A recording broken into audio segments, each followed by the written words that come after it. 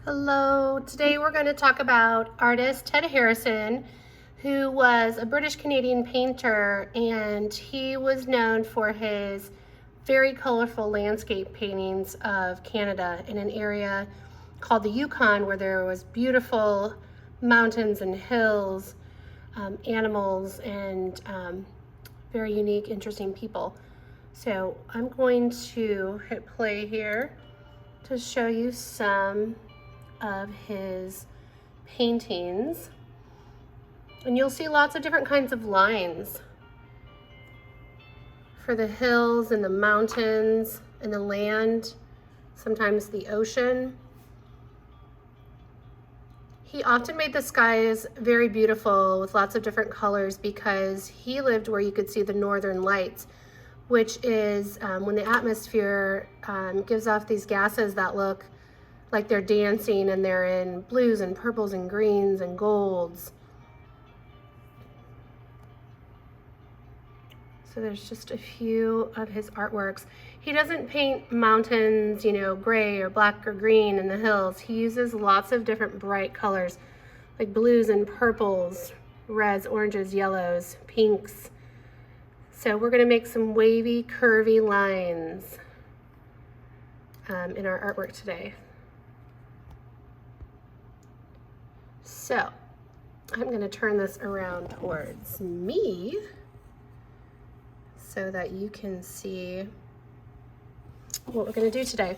We're going to be creating a landscape inspired by Ted Harrison. So we are first going to be talking about some lines.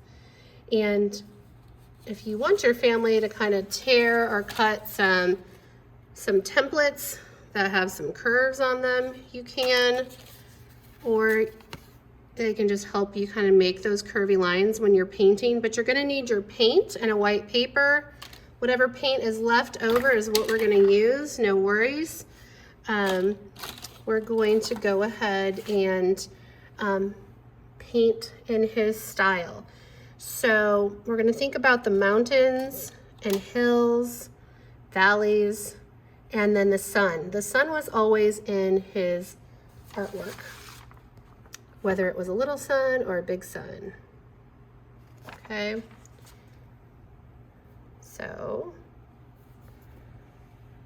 I am going to, I'm trying to figure out how to change my view.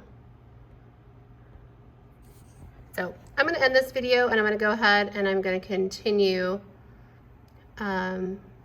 showing you how we're going to paint this. Okay, actually, let me just turn this paper over. Okay, so you're going to take your paper. I'm just going to hold this as I do this, if that's possible. You're going to take your piece of paper. If you want to make a line with a pencil, marker, crayon, something first, you can do that. But you want to leave some sky, because you're going to make some cool lines there for possibly the sun and the beautiful northern lights.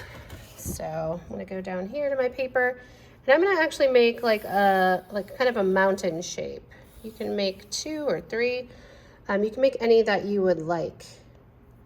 So I'm going to go ahead. I'm going to use my paper vertical, but you can use it horizontal too. But you're going to first make kind of a mountain shape, up and then down, up, down. You can make more than one. You can make 2, you can make 3. And then I'm going to go ahead underneath it, and I'm going to make a curvy line, like bumpy hills. You can make that again however you would like. If your parents are helping you, family member. Then underneath that line, we're going to make more hills, up and down curvy lines. Okay, that just shows the layers of the land. I'm going to make one hill that comes from the left side and kind of swoops down like it's a hill that you would sled on, and go on the other side and do the same, kind of swoop down so that it's a hill maybe you would sled on. And then I'm going to make another curvy line for more hills. Maybe some grass. If you want to, you can add water. Maybe I've got a river coming in down here. Okay, but we're using lots of wavy, curvy lines like our friend Ted Harrison. Then up top, wherever you have some sky area, pick a spot somewhere up there and make a circle as best as you can. See, I didn't even make a great one, but it's okay because I'm going to paint it in. And then I'm going to make some curves around it, kind of like he did, like the sun is radiating heat. You could do sun rays like it did on this one that go all the way off the page, or just some curvy lines that go around the sun. Maybe I want to show some of those dancing lights, and I'm just going to make some curves back there too. Okay, once you have that done, you can kind of draw it out, plan it. Then you are going to use your paints. So you might have just leftover paints. I think I gave you red, blue, and yellow, and you mixed colors from that. And you have some white and some black. And remember his paintings had a lot of bright and pastel-y colors. So we're gonna use our white to mix some colors. Got some over here. Okay. So I've got my paints in an egg carton. I know you guys have little cups, and I am just going to start with a color. It doesn't really matter what color you make the sky. It may not just be blue. Maybe it's the northern lights in the sky or a sunset, but I'm going to start with my yellow. You're going to need a paint cup, so if you need to stop and go get a water cup, you can go ahead and do that. You might see your black lines. I need a smaller brush actually, but I'm just going to actually paint this whole thing yellow to start. I'm holding my phone while I do this example, so bear with me here. I hope it's not too shaky for you. So I'm adding another kind of, if you want to add a little bit of red to your yellow, you'll get some orangey colors. I'm going to add red to the background because it's going to be like sunset-like. And actually, I'm going to take a tad bit of my white and put it on top because I want this more pinky red. And if I actually had my smaller brush right here, I'd be painting with a smaller brush. You guys should have a small brush, and then you can get in your small spots. Okay. But you're going to keep painting until you fill in all those areas. Make sure you're rinsing out your brush every color that you change.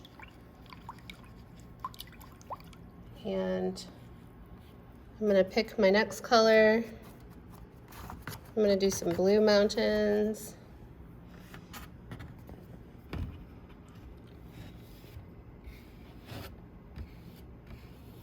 Okay. So I'm making my blue mountains, and you're going to fill up your entire paper. Okay, with a layer of landscape and color after another. Okay, I need a little more. And then each layer should be a different color. You can repeat your colors, but I would go ahead and make each area a color.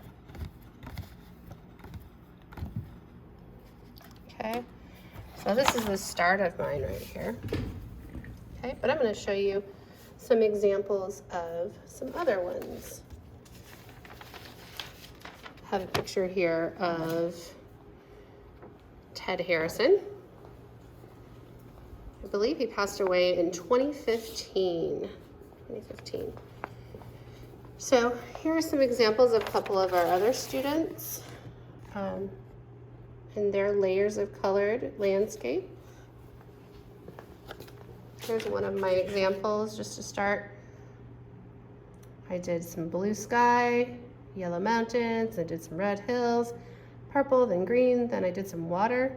And then I went back to the sky to try and add some swoops of color. Okay. So you're gonna color each layer of landscape, each piece of land with the curved lines a different color. Okay, then maybe next time we will go ahead and make like little people or animals in our project to go with those. Sometimes you would put animals. There's a cat in this picture with some crows. This one has little houses and people outside. We're gonna add some detail to them later. So today, you just want to go ahead and get your painted paper done so that you can do some details next time. This is one of my students. He made a little cabin and little people out front. Okay. So, red sky. I did a red sky in this one. Or he did a red sky, blue hills, purple hills, violet hills, and then green grass. So you're gonna continue to paint until you get your entire thing painted. Here's one that has a big sun in the background. Okay. I'm sorry I'm not with you today. I've got to go run, take my son to the doctor. Okay. So hopefully I'll see some of you, all of you, next week. Okay, so continue to paint your backgrounds for your Keith, or I mean for your Ted Harrison artworks. I'm going to show you a couple more on the way out. Here's another one. Here's another one. Okay, so basic color layers of land. Remember, landscape is a view of the land. And Ted Harrison was such a big deal at his time because people were painting very realistic paintings of land, like outdoors, that looked realistic. And then he decided to go ahead and create these artworks that had flat color and not much perspective other than the hills, you know, and the mountains, but just flat color. No real shadows. Okay, so as soon as you're fully done painting your background, you're done for today, and then I'll have you bring them next week in your book bags or your luggage so that we can go ahead and add a little detail to them. Okay? I hope y'all are doing well, and I'll talk to you next week. Bye.